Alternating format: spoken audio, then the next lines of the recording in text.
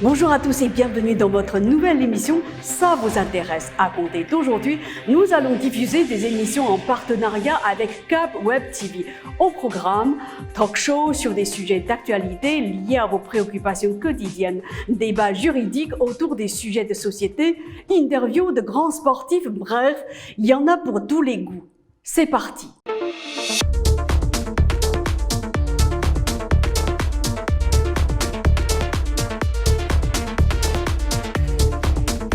Bienvenue sur Cap TV pour l'émission Tac au Tac. En l'honneur d'un grand journaliste qui officie au journal L'Équipe, mais aussi sur la chaîne L'Équipe, et qui est aussi connu pour avoir une très belle plume, il a notamment écrit un livre sur le 5e Beatles. Et non, ce n'est pas un Français, mais bien George Best. Mon invité du jour est monsieur Vincent Duluc. Merci, cher Vincent, d'avoir accepté mon invitation. En 2018, vous publiez George Best, le 5e Beatles. Justement, pour les jeunes générations, que faut-il retenir de lui ? Je crois qu'il faut retenir que c'est la première pop star de l'histoire du football, que jusque-là, les footballeurs étaient un peu austères, un peu tristes. En Angleterre, ils avaient tous le cheveu court et des manteaux gris, et soudain, un joueur commençait à avoir les cheveux longs, à porter des tenues excentriques, à être photographié aussi souvent que la famille royale, à séduire les filles, à conduire des voitures de sport, et à rentrer du coup dans le salon des Anglais en même temps que la télévision. Donc George Best, c'est un peu la première star de l'histoire du foot. C'est le père de Zlatan, c'est le père de Mario Balotelli, c'est le père de tous ces joueurs, de David Beckham, de tous ces joueurs qui ont une vie parallèle entre le terrain et en dehors du terrain. Selon vous, George Best a-t-il marqué les esprits autant que Pelé, Maradona ou Johan Cruyff ? Il n'a pas pu marquer les esprits autant que Pelé, qui a gagné 3 fois la Coupe du Monde, que Maradona, qui l'a gagné 1 fois, que Johan Cruyff, qui a disputé la finale en 1974, parce que George Best était nord-irlandais, et que l'Irlande du Nord s'est seulement qualifié 1 fois en 1982, alors qu'il était trop vieux. En plus, son sommet, c'est en 68, il gagne la Ligue des Champions, il gagne le Ballon d'Or, mais il n'a que 22 ans, et c'est déjà le début de la fin, donc il a une carrière assez courte. Mais malgré tout, l'histoire de sa carrière, sa précocité même, le fait même qu'il s'enfonce un peu dans l'alcool et dans la nuit à partir de l'âge de 25 ans a fait que finalement l'Angleterre a suivi au jour le jour la chronique de son ascension puis de sa déchéance, et qu'il est resté comme ça très proche de la mémoire collective de la Grande-Bretagne jusqu'au bout. Alors peut-être un peu moins dans le reste de l'Europe, mais je trouve qu'il est quand même vraiment devenu une figure de la pop culture ces 20 dernières années. Alors, dans vos ouvrages, il est souvent question de football, mais en 2018, vous sortez un livre sur Cornelia Ender, une nageuse allemande, quadruple championne olympique lors des JO d'été de 1976.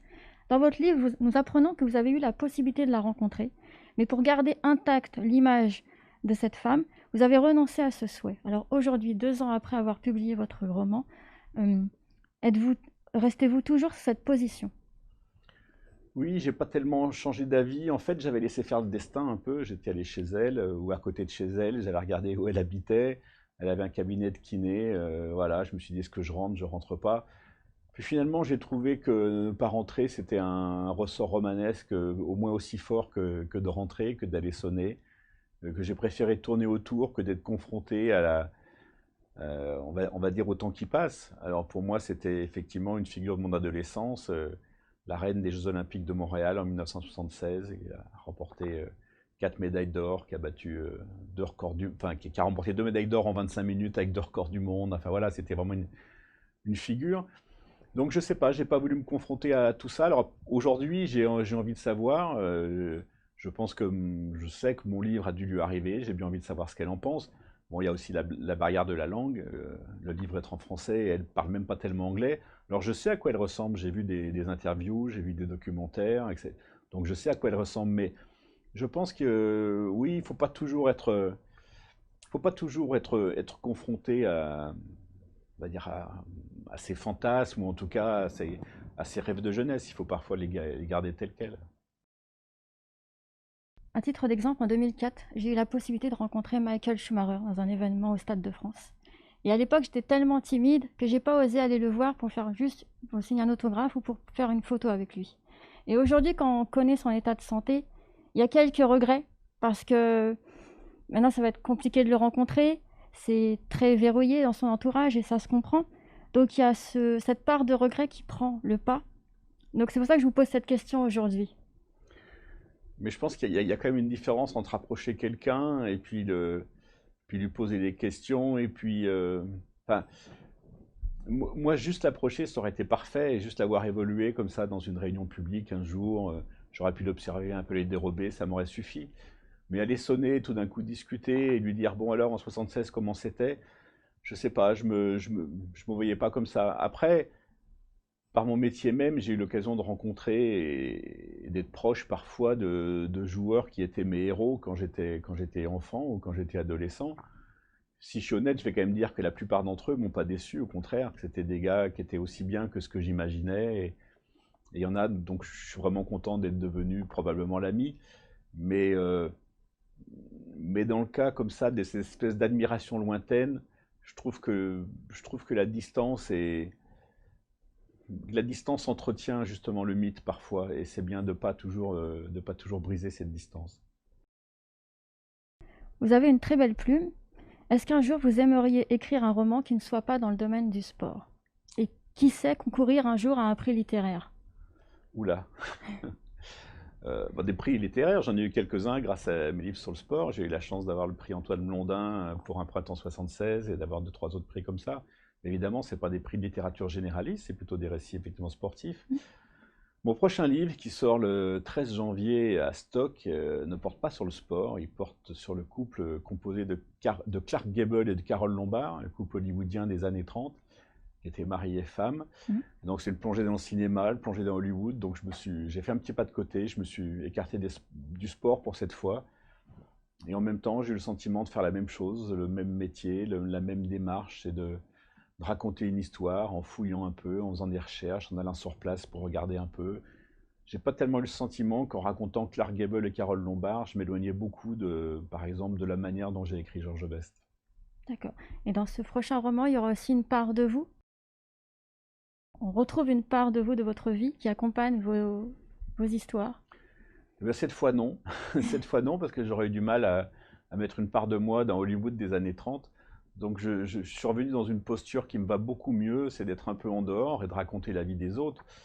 Parce qu'il y a une chose qu'on peut dire quand on écrit un livre, on va dire de littérature, entre guillemets, l'éditeur vous demande de mettre un peu de vous quand vous racontez votre adolescence, enfin, du moins vos admirations adolescentes.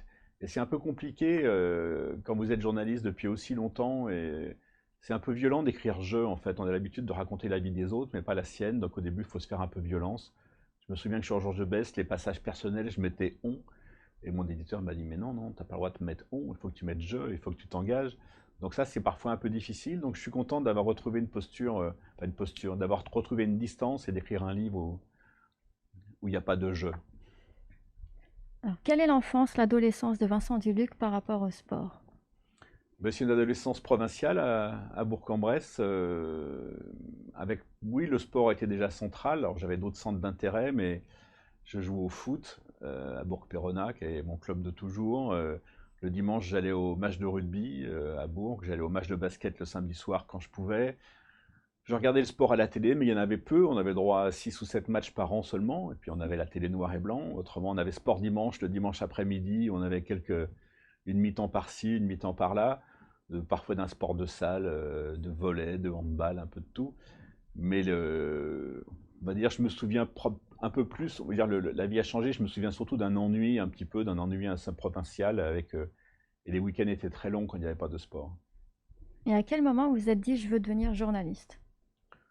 Je sais pas, à l'adolescence, j'ai commencé à m'y intéresser. Alors, mon père était pigiste au Progrès à Bourg-en-Bresse. Il suivait un peu le basket, donc des fois je l'accompagnais, je l'aidais un peu je prenais la progression du score. Je me souviens, j'avais 14 ou 15 ans. Et une fois que j'ai eu mon bac, alors j'ai eu la chance d'avoir mon bac assez tôt, à 16 ans. Et une fois que j'ai eu mon bac, j'avais pas très envie de faire des études et je suis rentré comme pigiste au Progrès à Bourg-en-Bresse.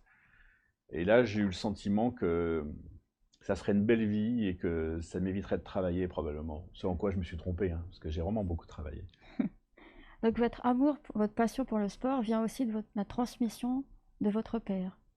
Oui, probablement, bien sûr, mais je pense que dans la plupart des cas, c'est comme ça. On voit bien que, par exemple, dans le supporterisme ou dans l'expérience du stade, ça commence toujours par un jour, je suis allé au stade avec mon père, avec ma mère, avec ma tante, avec mon oncle, avec mon grand-père, avec mon frère, et que ça commence toujours, il y a toujours un acte fondateur comme ça. Donc moi, mon père était stéphanois, il était supporter de Saint-Étienne, il allait au stade Geoffroy Guichard quand il était enfant. Et à la fin des années 60, quand j'avais 7-8 ans, il ramenait des magazines ou des journaux de sport à la maison, il lisait l'équipe, il lisait Football Magazine, et c'est comme ça un peu que je suis rentré dans ce cercle, oui. Ce sont des beaux souvenirs. Oui, ce sont des beaux souvenirs, bien sûr. Alors j'aurais aimé qu'il y en ait plus, j'aurais aimé aller plus souvent à Saint-Étienne, j'aurais aimé aller voir des matchs à Lyon, mais on va dire que du coup, ça m'a fait une boulimie pour plus tard. Alors, quels conseils donneriez-vous aux futures générations qui désirent devenir journalistes?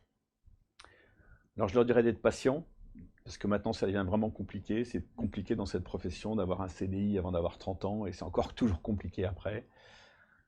Et je leur dirais d'être curieux, de ne pas renoncer, d'être obstiné, euh, de lire les journaux, de ne pas se contenter en fait de la culture générationnelle, de la gratuité un peu. Moi je vois avec mes enfants, ils n'ont plus beaucoup l'habitude de lire les journaux, mais en revanche ils passent beaucoup de temps sur Twitter, sur Internet, où il y a des choses passionnantes, mais il y a parfois un peu de recul dans la presse écrite qui pourrait compléter un peu la culture qui bâtissent. Donc voilà, je pense qu'il faut continuer à aller au kiosque, continuer à acheter des magazines, des journaux, c'est indispensable. Continuer à lire aussi.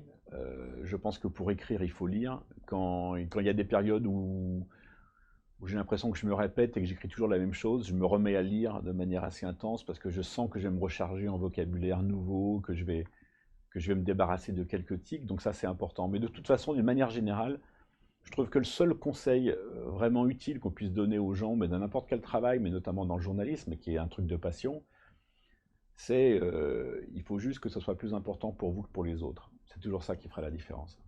Très bon conseil. Si dans la vie vous étiez devenu un grand footballeur, quel joueur auriez-vous voulu être et dans quelles équipes auriez-vous aimé jouer?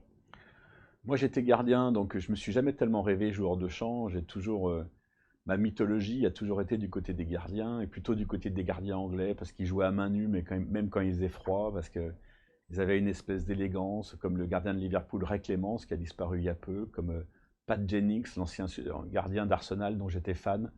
Il y avait aussi Ivan Kurkovic à Saint-Étienne, c'était un peu ma trinité. Donc oui, j'aurais adoré être gardien en Angleterre. Il y avait, pour moi, voilà, ça concentrait toute ma mythologie, le foot, l'Angleterre, les gardiens, tout était là-bas. Un mot sur vos confrères. Quel journaliste appréciez-vous? Moi, j'en apprécie beaucoup, j'en apprécie beaucoup. Maintenant, ce sont des compagnons au long cours. Ça fait, euh, Ça fait 40 ans que j'ai commencé ce métier, donc en comptant mes années pigistes. Et même si je compte pas mes années pigistes, ça fait quand même 38 ans que j'ai la carte de presse, donc j'ai vraiment croisé du monde. J'apprécie beaucoup, beaucoup de gens. Alors c'est vrai que plus on... Comment dire ça? Plus nos places sont enviées, plus on fait face à la concurrence, et plus l'atmosphère peut changer un peu, parce qu'effectivement, on crée de l'envie, on peut créer de la jalousie un petit peu parfois, mais le plaisir même de ce métier, et je trouve ça, enfin, le plaisir de le vivre comme ça, c'est effectivement de créer des compagnonnages qu'on éprouve notamment dans toutes les phases finales, où on passe un mois et demi ensemble, et pour certaines, je garde des souvenirs immenses, mais citer un nom ou deux, c'est vraiment un exercice difficile, parce que je pense qu'on sortirait de là, je dirais, mais pourquoi j'ai pas cité l'autre, qui était plus important pour moi? Donc c'est pour ça que je vais m'abstenir. Y a-t-il quelque chose que vous aimeriez dire concernant le football et que vous n'avez pas encore dit? Ah, j'en ai dit beaucoup, hein, et j'ai pas dit que des choses intelligentes parfois, je pense que j'ai dû dire beaucoup de bêtises. Non, je sais pas trop ce que j'ai pas dit sur le foot, parce que j'en ai dit beaucoup, j'en ai peut-être écrit encore plus. J'ai essayé d'aborder ce jeu de manière stratégique, de manière émotionnelle, de manière ethnologique, de manière politique. Donc je pense que je l'ai regardé un peu sous toutes les coutures, et ça n'empêche pas de continuer de me surprendre, mais j'aurais du mal à dire quelque chose sur le foot que j'ai pas déjà au moins effleuré en tout cas. Alors, sur le fameux débat sur la manière de gagner, vous préférez gagner un match important sans gloire ou perdre magnifiquement? Mais ça ça dépend si je suis observateur ou si je suis supporter, hein. Si je suis supporter, je suis complètement derrière mon clan, et le sentiment clanique, c'est une base de de l'expérience du stade, de l'expérience du foot. Et si je suis supporter, je veux d'abord gagner et je m'arrangerai d'une victoire sans gloire, à condition que ce ne soit pas tous les samedis, parce que j'ai envie d'être fier aussi de la manière sur le long terme. J'ai envie que la quête de l'équipe que je chéris soit également esthétique. Mais en tant qu'observateur, forcément, je dois à la fois respecter la victoire et à la fois je ne dois pas limiter le raisonnement, ou je ne dois pas limiter, oui, le raisonnement au fait que celui qui gagne a raison. C'est pas possible. On peut pas se contenter de dire que celui qui gagne a raison, que celui qui perd a tort. Heureusement qu'il y a autre chose que ça. Heureusement que le débat est plus profond que ça. Heureusement qu'on peut remettre en cause ceux qui gagnent et qu'on peut défendre ceux qui perdent. Donc évidemment qu'il y a une quête de l'esthétisme chez l'observateur et chez le spectateur du foot. Autrement, ça n'aurait pas de sens. On ne peut pas se limiter à la victoire et en même temps, il faut la respecter. Donc voilà, je pense que c'est un équilibre à trouver. Et c'est pas facile. Des fois, je vais trop vite, trop loin dans un sens ou trop loin dans l'autre, mais je veux dire que sur la durée, on essaie quand même de garder une ligne, oui. Vous êtes plutôt UEFA ou FIFA? Enfin, vous préférez la Champions League ou la Coupe du Monde? Ah, c'est fromage et dessert, moi. D'ailleurs, j'ai un profil pour ça, hein. Non, j'aime les deux. Pour moi, la Coupe du Monde, c'est un moment magique. J'ai eu la chance d'en faire 9 déjà, depuis la Coupe du Monde 86 au Mexique. Et c'est toujours quelque chose de particulier, même si je ne suis pas chauvin. J'ai un rapport affectif à l'équipe de France et affectif à la Coupe du Monde qui fait que pour moi, un match de l'équipe de France à la Coupe du Monde, c'est toujours un moment magique. Une finale de Coupe du Monde aussi, c'est un moment magique, même s'il n'y a pas l'équipe de France. Mais bon, elle y est souvent, une fois sur deux depuis 1998 quand même. Et ça reste toujours un moment magique parce qu'on est dans un stade où on sait que allez, des centaines de millions, à peu près un milliard de personnes, regardent en même temps que nous. Donc c'est quelque chose de particulier. Mais la Ligue des Champions, c'est autre chose, c'est notre feuilleton annuel. Et c'est sans doute la compétition où l'expression collective est la plus intéressante, où justement je parlais de recherche de l'esthétisme. Dans une Coupe du Monde, la recherche de l'esthétisme, elle est accessoire parce que les entraîneurs n'ont pas assez de temps pour travailler avec les équipes. Donc collectivement, c'est en Ligue des Champions qu'on voit le meilleur du foot. Et il y a aussi le côté feuilletonesque, on retrouve toujours les mêmes. Il y a l'écrémage de l'automne avec la phase de groupe, il y a le vertige un peu des matchs à élimination directe au printemps. Voilà, c'est un feuilleton auquel je suis très attaché et qui ne me lasse pas. Donc FIFA ou UEFA, un peu les deux, mon capitaine. Je vous pose la question parce qu'en 2010, juste avant la finale de la Coupe du Monde, entre l'Espagne et les Pays-Bas, il y a Michel Platini qui avait entendu que certains joueurs se parlaient entre eux et disaient ouvertement qu'ils préféraient jouer la Ligue des Champions. Donc ça l'avait beaucoup touché.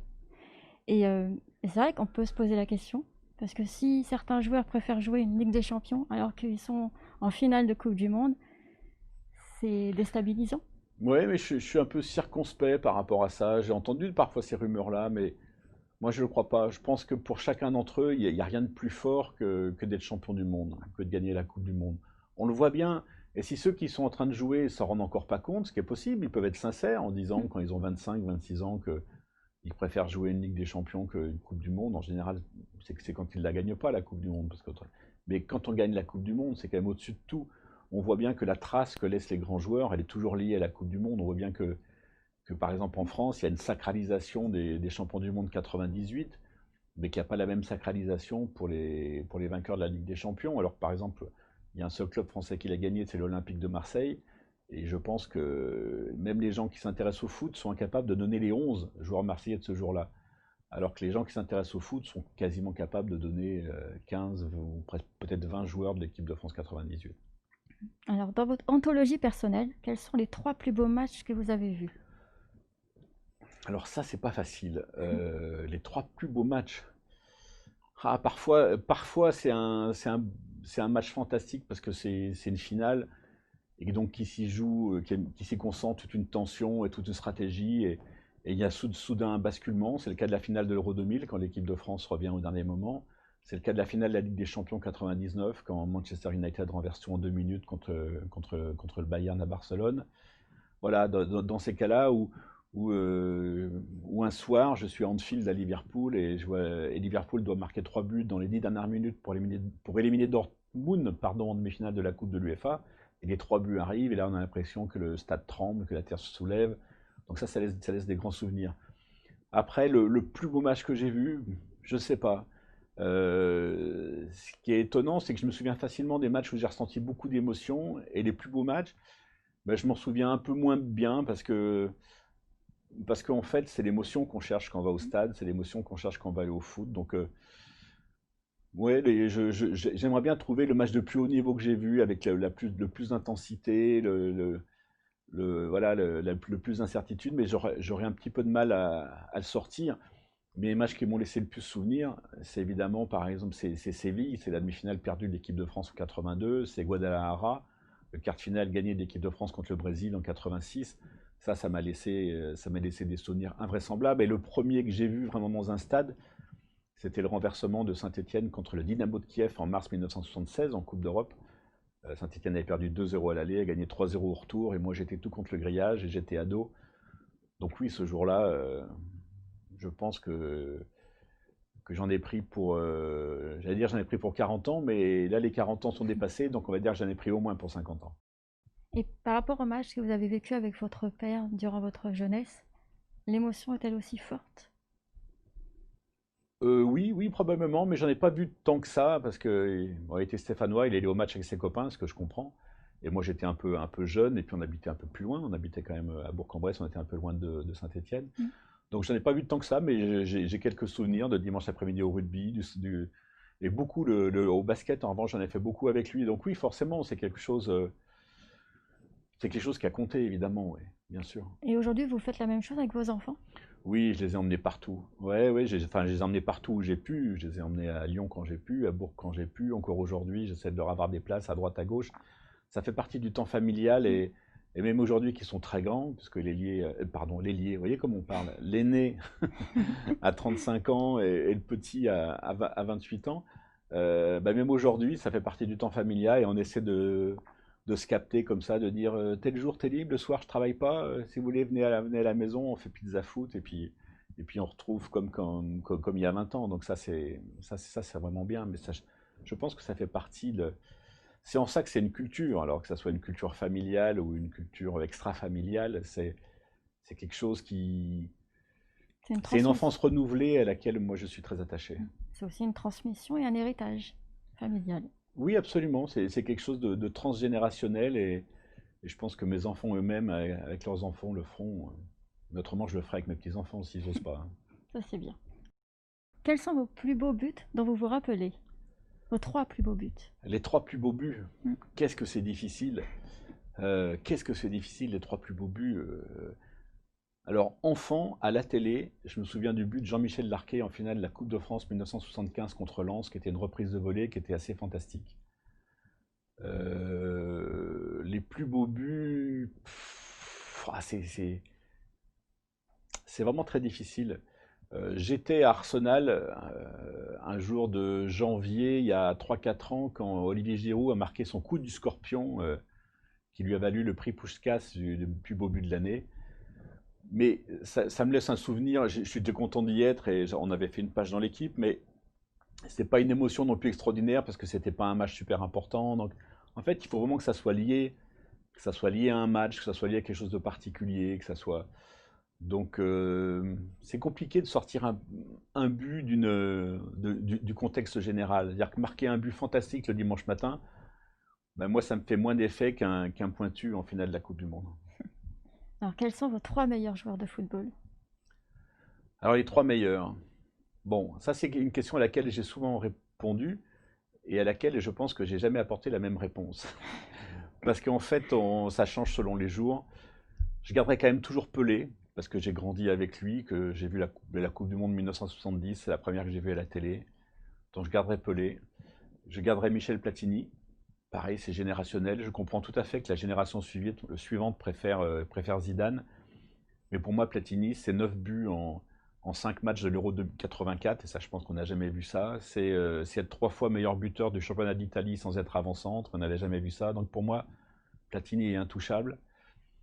Donc Platini, Pelé, et le troisième, je mettrais Johan Cruyff, parce qu'il avait une grâce invraisemblable, parce qu'il avait un ascendant sur les autres un peu fou, et parce qu'il a révolutionné le jeu aussi quand il est devenu entraîneur. Alors, aujourd'hui, quelle place tient la culture sportive dans l'esprit des Français? Je pense que ça a un peu évolué. Alors parfois, après la Coupe du Monde 1998, il y a eu une confusion quand même globalement entre la culture du sport et la culture de la victoire. Et on voit bien que parfois l'absence de culture du sport a ressurgi dans quelques débats, on va dire sociétaux qui ont suivi. Euh, mais ça s'améliore quand même, elle est un peu plus profonde qu'avant. Justement, quand j'ai travaillé sur le printemps 76 et sur l'impact de Saint-Étienne sur la France giscardienne, enfin pompidolienne, puis giscardienne, on voyait bien qu'il y avait un mépris de classe un peu pour le foot en France, que les classes intellectuelles méprisaient un peu enfin, les classes intellectuelles qui étaient censées quand même être plutôt proches du peuple, pour celles qui étaient de gauche, méprisaient complètement cette activité populaire. Donc j'ai toujours trouvé que c'était quelque chose de contradictoire et d'assez scandaleux. Aujourd'hui, ça a changé. Aujourd'hui, on ne sent pas le mépris, au maximum l'indifférence d'une partie des intellectuels, mais pas de mépris. Et il y a de plus en plus il y a de plus en plus d'intellectuels et d'artistes qui s'intéressent au sport et qui en font une culture. Et c'est vrai que la mondialisation aussi permet de créer une culture parallèle. On voit bien que dans les beaux quartiers aujourd'hui, on peut porter des t-shirts avec à l'effigie des joueurs russes complètement inconnus des années 60. Et ça montre que le sport est complètement rentré dans la culture. Ça paraît tout bête, mais je trouve que les t-shirts dans les quartiers bobos, c'est un bon indicateur de ce qu'est une culture maintenant aujourd'hui. Alors, plus tôt, vous avez parlé de votre futur roman qui sortira au mois de janvier prochain. Quels sont vos autres futurs projets? Ah, j'ai toujours envie d'écrire. Je vais avoir quelques livres de foot. Alors, avant l'Euro 2020, qui aura lieu en 2021, je vais avoir un petit livre de poche qui va sortir directement dans la collection Poche Point aux éditions du Seuil, sur des mots du foot. Et puis j'ai d'autres livres de foot qui sont en cours. Je suis assez sollicité parce que, comme disaient les grands-mères, il pleut toujours où c'est mouillé. Donc j'ai un peu de mal j'ai un peu de mal à tout caser dans une année. J'essaie de ne pas en faire trop, mais il m'arrive de faire 2-3 livres par an. Et entre cette activité-là, la télé, le quotidien, et puis je suis président du Musée national du sport aussi en plus à Nice. Donc voilà, j'essaie de ne pas faire trop de livres, mais comme ça me plaît beaucoup, comme j'aime bien cet exercice, comme j'aime bien la recherche et l'écriture, j'ai du mal à dire non. Enfin, que pouvons-nous vous souhaiter pour l'avenir? Que ça dure longtemps. Ben, je vous le souhaite. Merci infiniment, cher Merci. Vincent, pour cette belle interview. Au plaisir de vous retrouver prochainement sur Cap Web TV avec un nouvel invité. En attendant, portez-vous bien.